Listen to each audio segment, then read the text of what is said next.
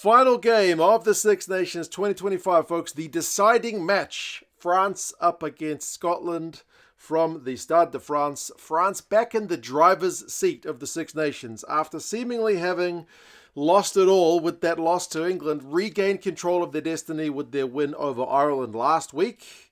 The Scots, despite the fact that they are not, in all likelihood, battling for a title, barring a couple of miracle results prior to this game, can still play spoilers to the French party.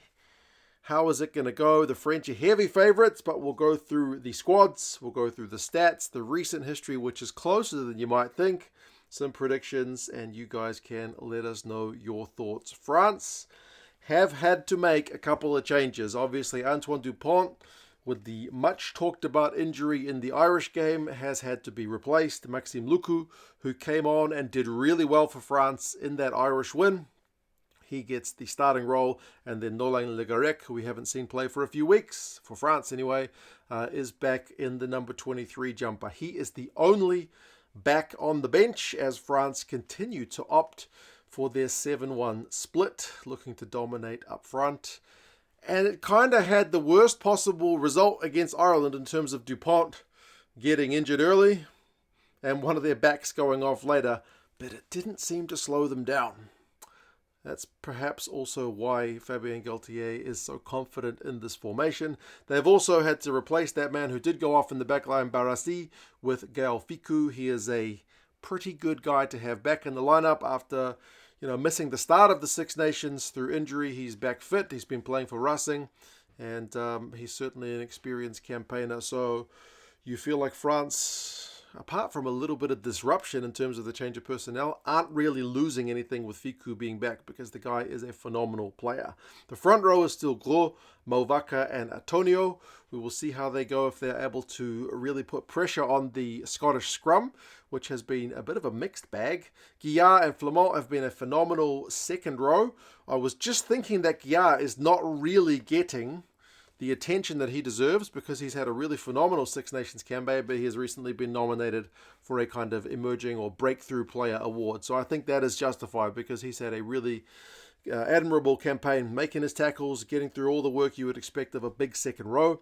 Cros and Boudehent alongside Alldritt are the back row. Cros as another one, maybe a little flying under the radar, at least in this part of the world, but he's been getting through a lot of defensive work, 17 tackles last week from him.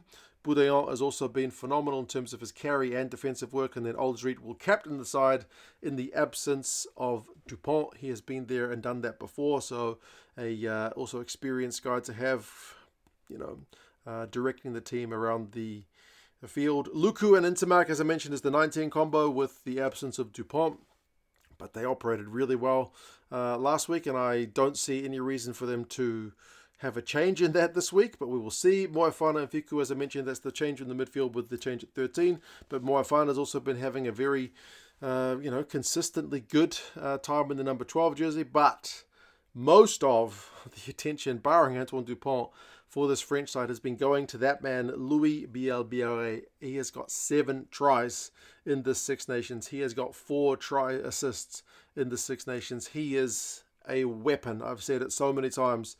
He is just so hard to stop with his ability to kick the ball through and beat people to it, even if they have a head start. He is quite a freak of a player in the best sense of the word. I will be interested to see how the Scots deal with his threat, because the Scots have got some good wingers of their own. Penaud on the right wing is a bloody good winger in his own right, but is somehow in the shadow of Bielle-Biarrey at the moment. And then Ramos could potentially, I think, become France's all-time points scorer if he's to score, was it 6 points or more? Passing Freddie Michalak potentially in this game against the Scots. Bench-wise, Marchand, Baille, and Alldritt, that is the same 3 front-row replacements. Arado and Meafou, a couple of big locks to come on. Gigoux and Gelon, the 2 loose forward replacements. And as I mentioned, Le Garec, the only back on the bench. When asked in the press conference if the French will be able to kind of back up after such a big performance last week, because they mentioned that potentially France in the past has a history of having a big game followed by a lackluster performance. Galthié said they need to be vigilant and not let the performance levels drop. So we will see how they go in terms of not taking the Scots lightly and dealing with the pressure of the occasion. For the Scots, no real pressure on them. In all likelihood, either England or Ireland get a win in their games, which puts the competition beyond Scotland's reach, because mathematically Scotland are still in the race with none of the 3 final games played just yet.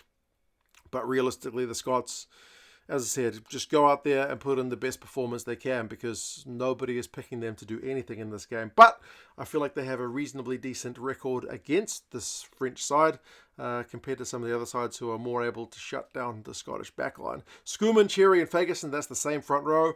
I think Cherry has been pretty good value across the Six Nations in terms of, taking that starting hooking role and really not looking like relinquishing it. Gregory Brown is an interesting call in the second row.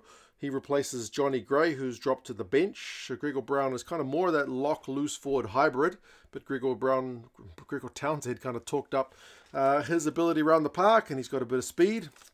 So he's looking to see something a bit different from him. It's unfortunate as well, because it's one of the few times we actually saw Johnny Gray lead the tackle count. That's what the Johnny Gray of old used to do. Like last week, he had 13 tackles, which is defensively what you expect from Johnny Gray. But maybe keeping Johnny Gray on the bench allows you to try to stop the onslaught of the French bench in itself, because Johnny Gray is a defensive powerhouse in his own right. Gilchrist is the other lock alongside Brown. Ritchie, Darge and Ferguson is the back row, with Jack Dempsey being injured. Ferguson is once again starting at number 8.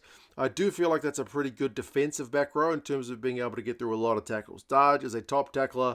Ritchie has been a real threat at the breakdown, and Matt Ferguson as well is that bit of jack of all trades who can put in a 20-plus tackle effort as well if they don't have much ball. White and Russell continue on at 9 and 10. See if Russell can work some of his magic. And, I think he showed last week that he's not a terrible goal kicker. Even if he didn't kick him against England, he's generally been pretty good across his career in the Six Nations. Tom Jordan and Hugh Jones, attacking-minded midfield. We saw, Jones and Jordan link up for tries last week. Van der Merwe got 8 defenders beaten last week, so he is going to be a threat. Darcy Graham likewise scored one, set one up last week, and then Blair Kinghorn, despite a stomach bug, still got man of the match in his game last week as well. So a very threatening Scottish backline, even if they are underdogs for this one. Ashman, Sutherland and Hurd, these are the 3 front row replacements, so same. Johnny Gray, like I mentioned, drops to the bench. Marshall Sykes comes in, so that's a bit of good news for him. He might not be there if not for Sam Skinner's injury, but hey, he's apparently been with the squad the entire Six Nations, so he's able to get himself a game. Ben Muncaster, likewise, a proper tackle machine dude if he gets on. Jamie Dobby covers the wings as well as number 9 with the 6-2 split, and then Stafford McDowell, the other back on the bench. Some stats. France, they're playing entertaining rugby. 14 offloads a game. Unsurprisingly, they are the leading team for offloads in the Six Nations. Likewise, clean breaks, 10 of them a game. They've been very, very hard to shut down. And the handling, which is a big point of contention in that England game, the handling has been getting better in terms of the knock-on count has been dropping. Certainly way better against both Italy and Ireland than it was against both Wales and England. It didn't cost them against Wales, but it did against England. Scotland, though, they also like to chuck the ball around, man. They're 7 clean breaks a game, which is not as much as France. 12 offloads a game, not as much as France. But this is what I mean by, sometimes I think Scotland line up well with France. I feel like Scotland doesn't do well against the teams like maybe a South Africa or Ireland. The Scots like to play a game where the ball gets chucked around a bit. And the Scots are actually allowing fewer clean breaks to their line than the French are. The Scots are at 4. The French are closer to 7. So I don't know that we can write the Scots off yet, even if they are being written off. Recent history between the sides is all the French, mostly 4-1. Of the last 5, there is a Scottish win at Murrayfield in the Rugby World Cup warm-ups, which was 25-21. But they did push France the last 2 times they played France. Most recent game was at Edinburgh last year, Six Nations, 20 points to 16, a French away win. And then World Rugby World Cup warm-up game over in France was 30 points to 27. So a pretty narrow win for the French in that one. Scotland beat France in France back in 2021, which is not that long ago. France don't lose many games in France, and Scotland is one of the few teams to have done it in kind of recent memory. Average score across the last 5 games is 28-21, so not that blown out. But what do the bookies say? Bookies are saying France by 16, which is certainly, a couple tries comfortable enough would see the French on to a Six Nations title. The Rugby Forecast algorithm is a little bit more conservative, saying France by 10, because as I mentioned, the results between the sides have been relatively close in recent times. It is on at the Stade de France. It's a 9 o'clock kickoff, which is great for those of us in New Zealand, because 9 o'clock in France means 9 a.m. for those of us here in NZ. So if you want to get up in NZ and watch some Six Nations live, it's kind of perfect time to do it. Although I'll have been up since 3:15 to watch the first game, so the kickoff time doesn't make that much difference. But hey, for the rest of New Zealanders, it's a great kickoff time. Matthew Cully is the referee for this one. Fingers crossed he has a good game. If you want some Six Nations gear, including French gear, check out the Six Nations store. They're an affiliate of the channel. They've been having an up to 20% off sale on some of their gear recently. So if you want to get some gear towards the end of the Six Nations when it tends to go on special, check that store out. Use that link. Tell them 2 cents sent you. But yes, you guys let us know your thoughts. Do you see the Scots with any chance to spoil the French party? Or do you think France will just romp home as they are largely predicted to do?